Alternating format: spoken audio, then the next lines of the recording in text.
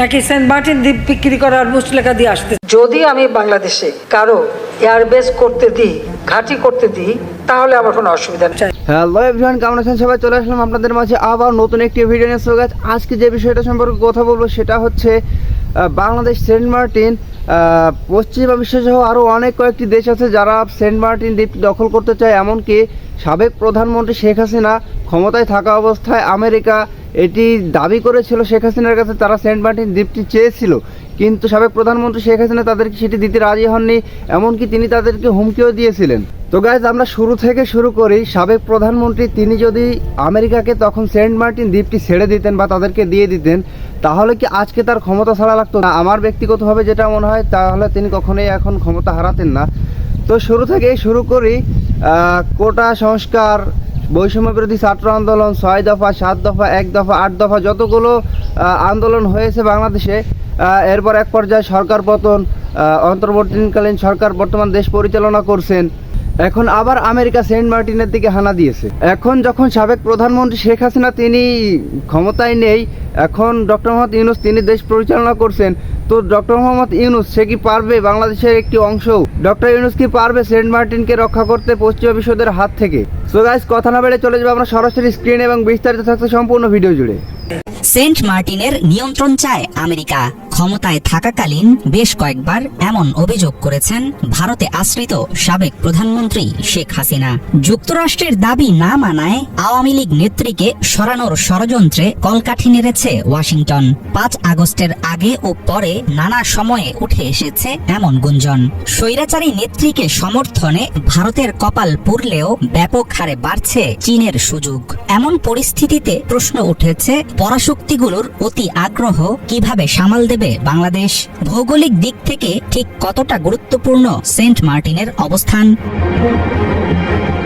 চীনের বিরুদ্ধে শক্তিশালী অবস্থান তৈরিতে বঙ্গোপসাগরে মার্কিনীদের প্রয়োজন সামরিক ঘাঁটি। 2004 সালে গ্লোবাল ডিফেন্স পোস্টার রিভিউ পরিকল্পনা গ্রহণের পর থেকেই ইন্দো প্যাসিফিকে সামরিক ঘাঁটি স্থাপনের সুযোগ খুঁজছে পেন্টাগন।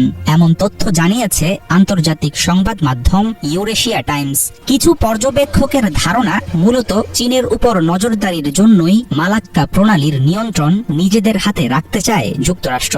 সেক্ষেত্রে আরব সাগর, আন্দামান ও নিকোবর দ্বীপপুঞ্জের পাশাপাশি বঙ্গোপসাগর হতে পারে আদর্শ জায়গা। বঙ্গোপসাগরের মাধ্যমে যুক্তরাষ্ট্রকে চীনের বিরুদ্ধে গোয়েন্দা নজরদারি ও পরীক্ষা নিরীক্ষার সুযোগ দিতে পারবে বাংলাদেশ। সামরিক দিক দিয়ে মার্কিনীরা এই দেশে পা রাখতে পারলে বেইজিং এর বিরুদ্ধে এই অঞ্চলে গড়ে তুলতে পারবে একটি শক্তিশালী অবস্থান। বঙ্গোপসাগরে ঘাঁটি স্থাপন করা গেলে সেখান থেকে যুক্তরাষ্ট্র নজর রাখতে পারবে চীনের 60% বাণিজ্যের পথ মালাক্কা প্রণালীর দিকে। সম্প্রতি ইউএস নেভাল ইনস্টিটিউটের এক প্রতিবেদনে উঠে এসেছে এসব তথ্য। বাংলাদেশের সাথে ভারতের ক্রমবর্ধমান সম্পর্ক নিয়ে হাসিনা সরকারের উপর নাখোশ ছিল চীন। তবে সম্পর্ক উন্নয়নের চেষ্টা চালিয়ে গেছে বেইজিং। দিল্লির আপত্তি সত্ত্বেও ঢাকার অন্যতম বড় বাণিজ্য সহযোগীতে পরিণত হয়েছে চীন। 2023 সালে প্রকাশিত এক পরিসংখ্যান অনুসারে বাংলাদেশে চলমান রয়েছে অন্তত 25টি চীনা প্রকল্প। এই ধরনের 9টি বৃহৎ প্রকল্পে চীনের বিনিয়োগ $89.8 বিলিয়ন।